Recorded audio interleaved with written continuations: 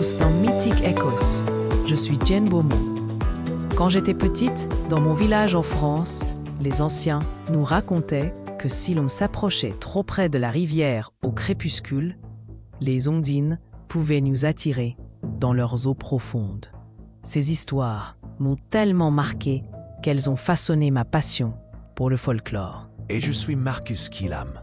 Ces récits d'êtres aquatiques ne sont pas uniquement français, Jane. Ils font partie d'un vaste réseau de croyances qui traverse les cultures du monde entier. Aujourd'hui, nous plongeons dans l'univers fascinant des êtres élémentaires, ces gardiens invisibles de la nature qui peuplent les mythologies du monde entier. Exactement, Marcus. Et avant de commencer cette exploration mystérieuse, petit rappel pour nos fidèles échos, nous serons présents au Festival international du folklore le mois prochain. Venez nous rencontrer et partager vos propres histoires d'êtres élémentaires. J'ai hâte de rencontrer nos auditeurs en personne. Mais revenons à nos esprits de la nature. Interestingly enough, la croyance en ces entités représente l'une des constantes anthropologiques les plus remarquables. Comme si l'humanité, face aux forces naturelles, avait ressenti le besoin de les personnifier pour mieux les comprendre. C'est fascinant de voir comment ces croyances reflètent notre relation avec l'environnement, n'est-ce pas? Commençons par explorer quelques traditions spécifiques. Absolument. Dans la tradition celtique, les Aossi, prononcés approximativement Iseshi, sont considérés comme des êtres féeriques habitant un monde parallèle au nôtre. Ils ne sont pas strictement des êtres élémentaires, mais leur connexion avec la nature est indéniable. Ce qui est particulièrement intéressant avec les Aossi, c'est leur lien avec les transitions saisonnières. Peu de gens savent que ces êtres étaient particulièrement actifs lors des festivals de Beltane et Samaïn, quand le voile entre les mondes s'amincissait. Les agriculteurs laissaient même une partie de leur récolte non moissonnée, la part des fées, pour s'assurer leur bienveillance. Une pratique qui montre bien la relation de réciprocité que nos ancêtres entretenaient avec ces entités. Si nous regardons vers le nord, les traditions scandinaves nous offrent d'autres exemples fascinants. La Huldra, cette séduisante femme des forêts, reconnaissable à sa queue de vache qu'elle tente de dissimuler, ou les Nisser, ces petits êtres domestiques qui peuvent aider ou tourmenter les fermiers selon qu'ils sont respectés ou non. J'adore les Nisser. Ils me rappellent les lutins de mon enfance. Mais traversons les continents pour parler des yokai japonais. Ces esprits prennent des formes incroyablement diverses. Certains habitent les rivières comme le kappa, d'autres les forêts comme le kodama. Ce qui me fascine, c'est leur ambivalence morale.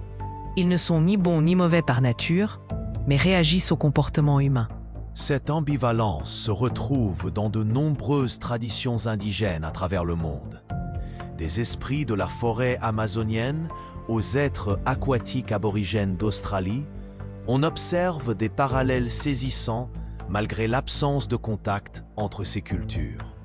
Comme si l'humanité avait développé une grammaire commune pour décrire ces présences ressenties dans la nature. C'est précisément cette universalité qui me touche tant. Mais passons maintenant à une classification plus spécifique, celle des 4 éléments classiques. Cette catégorisation nous vient principalement des traditions occidentales, notamment de Paracelse au XVIe siècle. Mais on retrouve des échos de cette division élémentaire dans de nombreuses cultures. Commençons par les gnomes, ces gardiens de l'élément terre.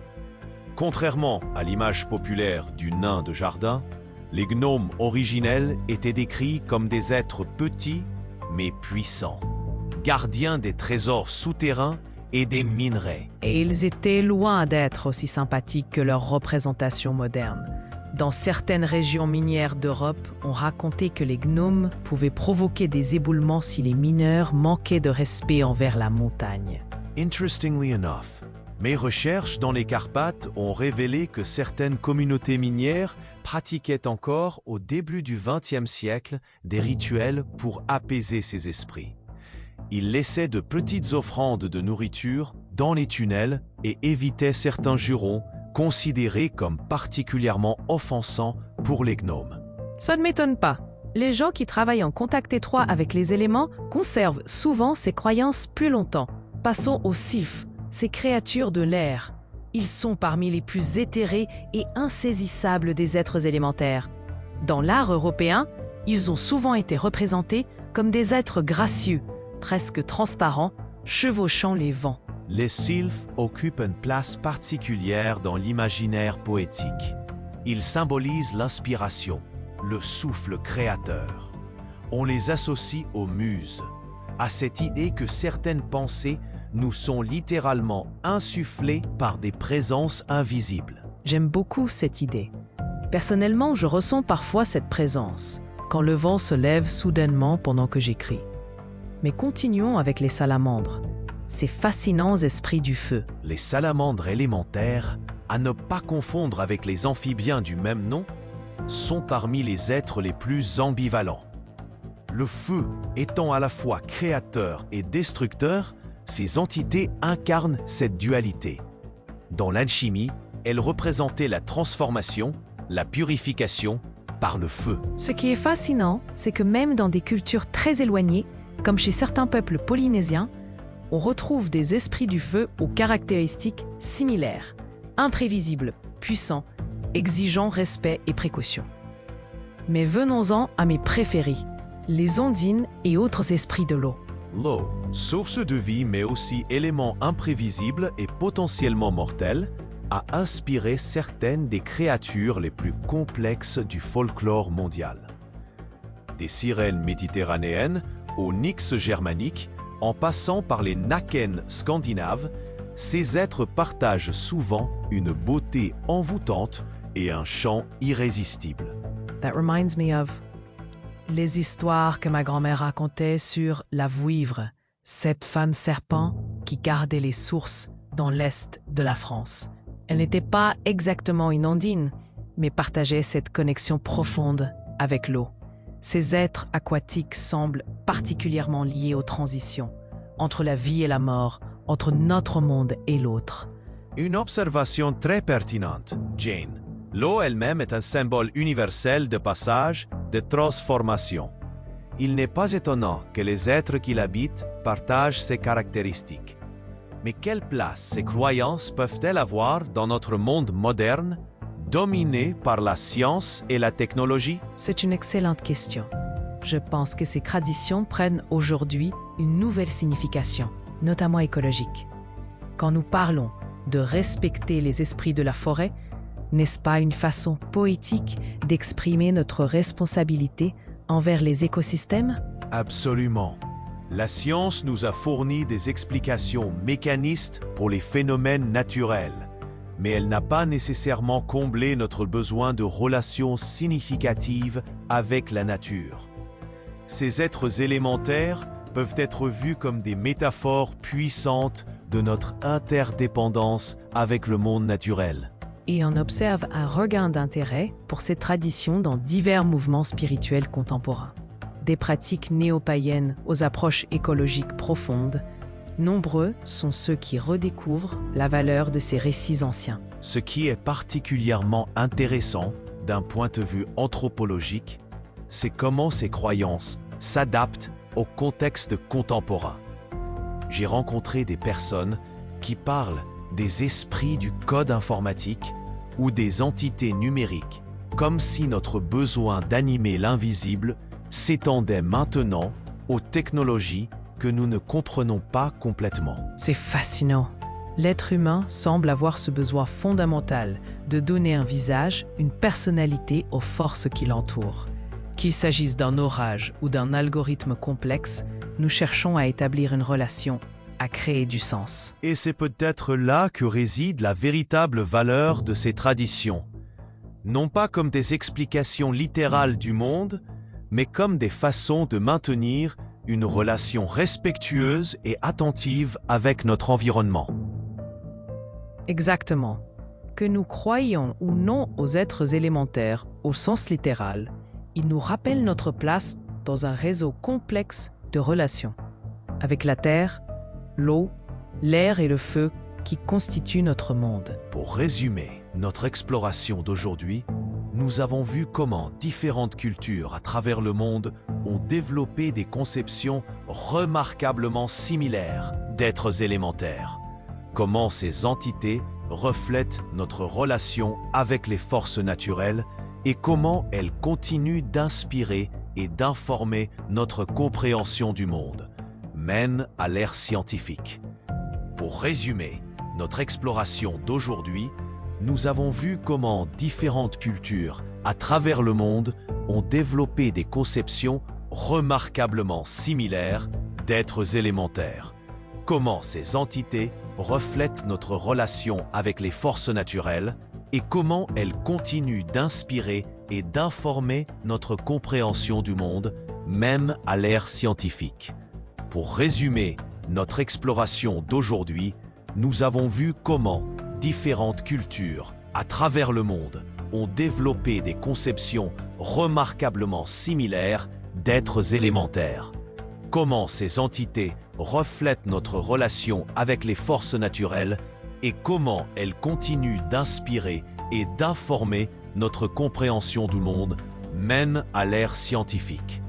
Pour résumer notre exploration d'aujourd'hui, nous avons vu que... Et cela me fait réfléchir. Si tant de cultures séparées ont ressenti le besoin de peupler la nature, d'être conscients, qu'est-ce que cela nous dit sur notre propre besoin de connexion? Sommes-nous vraiment aussi séparés de la nature que notre mode de vie moderne le suggère? Une question profonde qui mérite réflexion. Chers auditeurs, nous aimerions entendre vos propres traditions locales concernant les esprits de la nature. Peut-être avez-vous grandi avec des histoires d'êtres élémentaires que nous n'avons pas mentionnées aujourd'hui?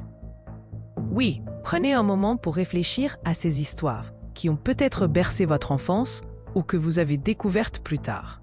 N'hésitez pas à les partager dans les commentaires ou sur nos réseaux sociaux.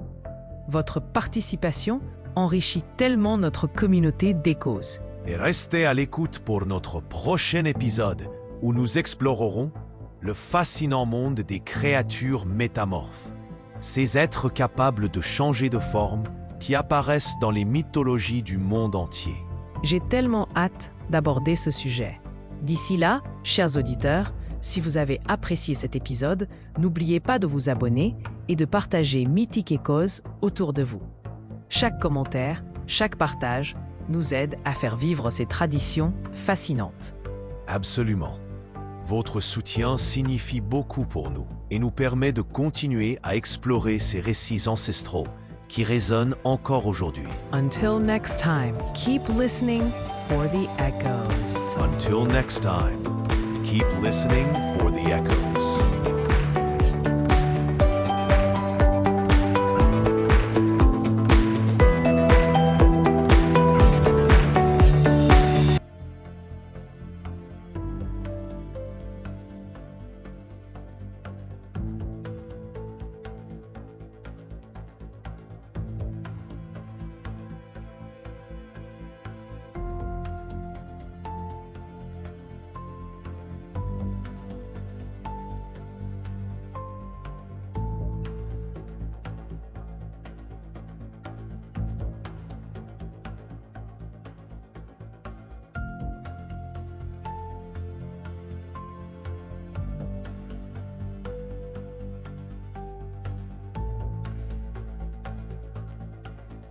Bienvenue à tous dans Mythique Ecos. Je suis Jen Beaumont. Quand j'étais petite, dans mon village en France, les anciens nous racontaient que si l'on s'approchait trop près de la rivière au crépuscule, les ondines pouvaient nous attirer dans leurs eaux profondes. Ces histoires m'ont tellement marqué qu'elles ont façonné ma passion pour le folklore. Et je suis Marcus Killam. Ces récits d'êtres aquatiques ne sont pas uniquement français, Jane. Ils font partie d'un vaste réseau de croyances qui traverse les cultures du monde entier. Aujourd'hui, nous plongeons dans l'univers fascinant des êtres élémentaires, ces gardiens invisibles de la nature qui peuplent les mythologies du monde entier. Exactement, Marcus. Et avant de commencer cette exploration mystérieuse, petit rappel pour nos fidèles échos, nous serons présents au Festival international du folklore le mois prochain. Venez nous rencontrer et partager vos propres histoires d'êtres élémentaires. J'ai hâte de rencontrer nos auditeurs en personne. Mais revenons à nos esprits de la nature. Interestingly enough, la croyance en ces entités représente l'une des constantes anthropologiques les plus remarquables. Comme si l'humanité, face aux forces naturelles, avait ressenti le besoin de les personnifier pour mieux les comprendre. C'est fascinant de voir comment ces croyances reflètent notre relation avec l'environnement, n'est-ce pas? Commençons par explorer quelques traditions spécifiques. Absolument. Dans la tradition celtique, les Aossi, prononcés approximativement Iseshi, sont considérés comme des êtres féeriques habitant un monde parallèle au nôtre. Ils ne sont pas strictement des êtres élémentaires, mais leur connexion avec la nature est indéniable. Ce qui est particulièrement intéressant avec les Aossi, c'est leur lien avec les transitions saisonnières. Peu de gens savent que ces êtres étaient particulièrement actifs lors des festivals de Beltane et Samaïn, quand le voile entre les mondes s'amincissait. Les agriculteurs laissaient même une partie de leur récolte non moissonnée, la part des fées, pour s'assurer leur bienveillance. Une pratique qui montre bien la relation de réciprocité que nos ancêtres entretenaient avec ces entités. Si nous regardons vers le nord, les traditions scandinaves nous offrent d'autres exemples fascinants.